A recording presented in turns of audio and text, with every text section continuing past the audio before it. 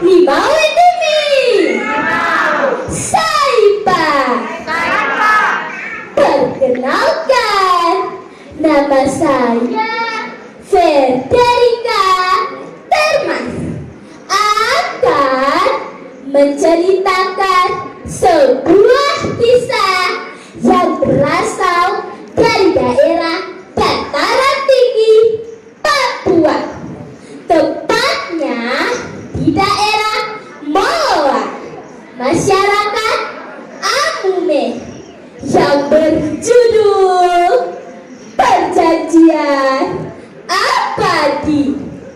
Cerita rakyat ini diambil dari buku Cerita Rakyat Suku Amume yang diterbitkan oleh penerbit Kanisius Yogyakarta atas permintaan Lembaga Pengembangan Masyarakat Amume dan Kamoro di Timika, Kabupaten Mimika, Papua.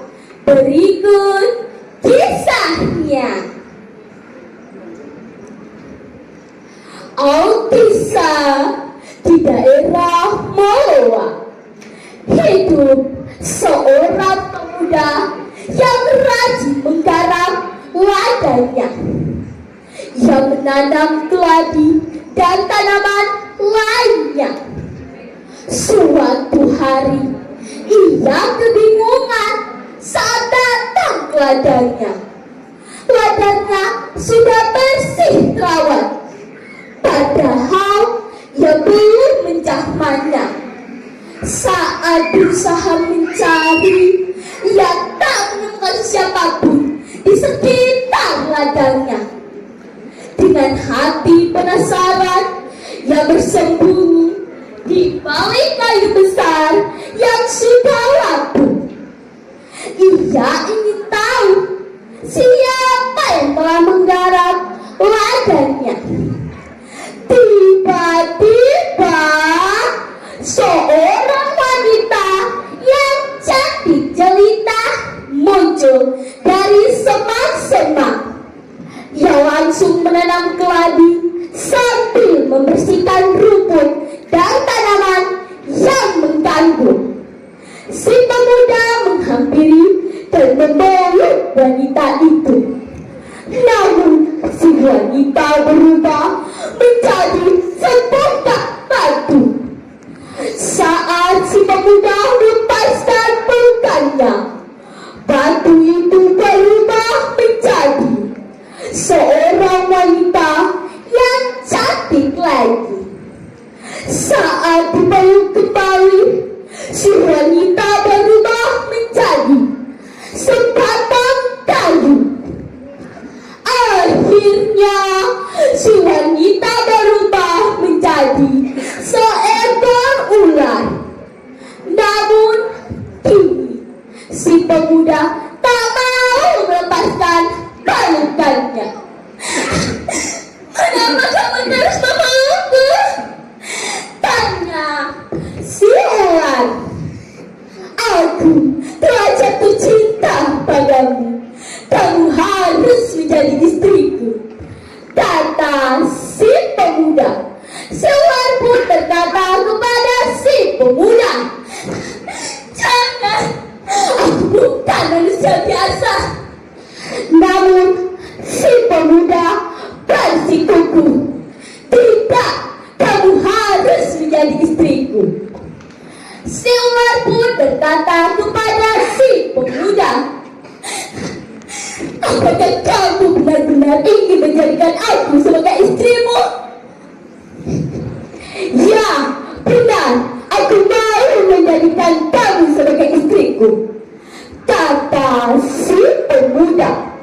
Si ular pun berkata lagi kepada si pemuda, aku mau menjadi istrimu, tetapi ada kesepakatan di antara kita berdua.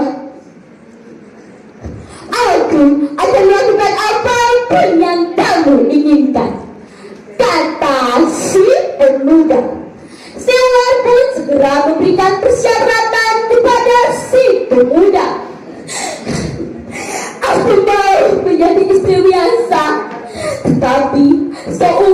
hidup, kamu tidak boleh memukul aku dengan sepotong kayu yang masih ada apinya. Si pemuda pun menyetujui persyaratan yang diajukan oleh si ular.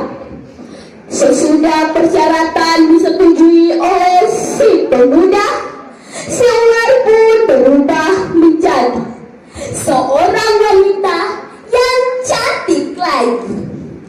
Si pemuda sangat bahagia mendapatkan seorang istri yang cantik jelita. Mereka tinggal bersama dengan penuh kebahagiaan. Beberapa tahun kemudian, mereka dianugerahi seorang anak laki-laki yang tampan.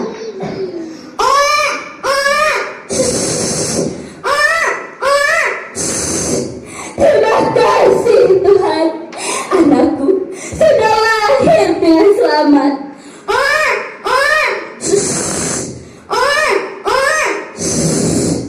Sewaktu-waktu sang suami berkebun hingga larut malam dan pulang dengan sangat lapar. Setibanya di rumah, sang istri belum menyediakan makanan untuk sang suami. Sang suami menjadi sangat marah. Amarahnya meluap-luap. Di tengah-tengah kemarahan sang suami, sang istri menyangka suaminya tidak bisa disadarkan seberapa apa sih. Sang suami menjadi sangat marah karena ia tahu istrinya tinggal di rumah tetapi tidak masak untuknya. Amarah membutakan hati dan pikirannya sehingga ia melupakan perjanjian awal dengan sang istri. Ia pun mengambil sepotong kayu yang masih menyala dan memukul sang istri. Dasar kau tidak berguna. Kau tinggal di rumah pertama saja. Seketika itu sang istri berteriak dan pergi meninggalkan sang suami dan anaknya. Berani-beraninya kau memukul aku dengan sepotong kayu yang masih menyala. Kau telah mengingkari janjimu.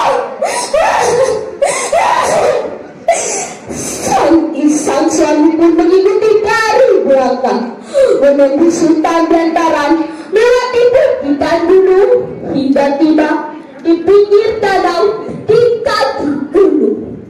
Setibanya di pinggir danau, sang istri pun menoleh ke belakang dan melihat sang suami mengikutinya sampai ke tempat itu. Saat melihat sang istri berdiri di pinggir danau, sang suami pun berteriak, "Istriku! Jangan menjauhkan dirimu ke danau!" Namun sang istri tidak menghiraukannya sama sekali dan tetap menceburkan dirinya ke danau. Sang suami sangat sedih karena ia merasa perbuatannya itu salah. Ia ingin melompat menyusui istrinya, tetapi ia merasa takut. Ia juga teringat anaknya yang masih kecil tinggal sendiri di rumah. Kepergian sang istri membuat sang suami sangat menyesali perbuatannya. Akhirnya ia memutuskan untuk melompat menyusui istrinya. Saat melompat dan menceburkan dirinya ke danau, sang suami terheran-heran karena menemukan sebuah jalan setapak. Sang suami tak berpikir panjang dan tetap mengikuti jalan setapak itu. Di pinggir-pinggir jalan setapak itu, sang suami melihat pagar tua dan dikelilingi dengan goa taga, madang kenem, Madam Pangalen, dan Telemuti Negelen, yang artinya pohon-pohon bunga dan buah yang diramaikan berbagai jenis burung dari utara, selatan, timur dan barat pergi dan datang menikmati bunga dan buah pohon-pohon itu. Namun si pemuda tak melihat seseorang pun di sekitar pagar tua itu. Akhirnya sang suami pun melompat melewati pagar tua itu. Saat melompat, sang suami melihat seorang nenek-nenek tua yang giginya tinggal 12 saja. Si nenek menyambutnya.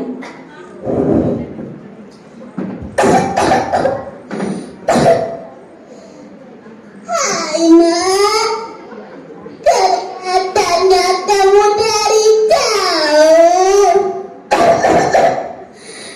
Kamu ini anak manusia. Kenapa datang ke tempat seperti ini?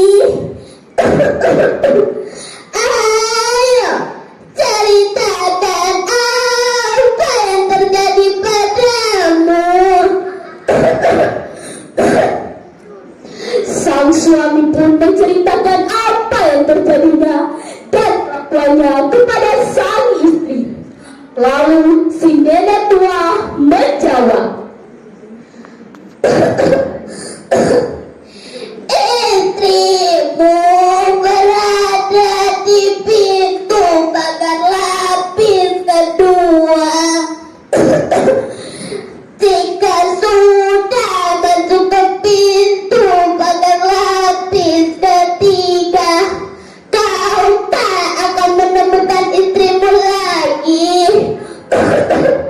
Ayo, segera pergi menyusuli istrimu. sang suami pun segera pergi menyusui istrinya. Setiba di pintu pagar lapis kedua, sang suami melihat sang istri sedang bersiap-siap untuk melangkah ke pintu pagar lapis ketiga. Sang suami pun berteriak, "Istriku,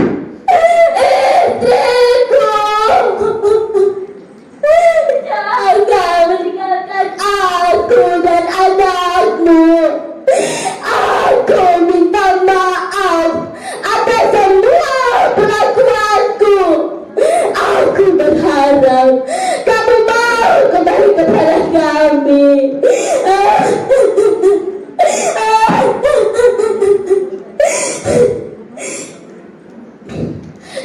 Istri kaget karena yang melihat sang suami berani menyusuinya sampai ke tempat itu. Sang istri pun menghentikan langkahnya dan berbalik melihat sang suami, lalu berkata, "Aku tahu kembali kepadamu, tetapi kamu harus memasak babi besar lalu bawa kemari dan berikan kepada nenek tua yang tinggal di rumah sebelah sana." Sambil menunjuk rumah mungil di pojok sebelah sana yang masih mengeluarkan asap. Sang istri masih mempunyai satu permintaan lagi. "Setelah kita pulang tempat ini, aku tahu kamu membawa 2 ekor babi hitam dan putih, lalu mengorbankannya di pinggir danau." Mendengar persyaratan itu, sang suami melakukan persis seperti apa yang diminta oleh sang istri. Sang suami pun membawa istrinya keluar dari tempat itu dan mengambil 2 ekor babi, lalu mempersembahkannya di pinggir danau sesuai permintaan sang istri. Selanjutnya mereka pulang. Setibanya di rumah, sang suami sangat menyayangi istrinya.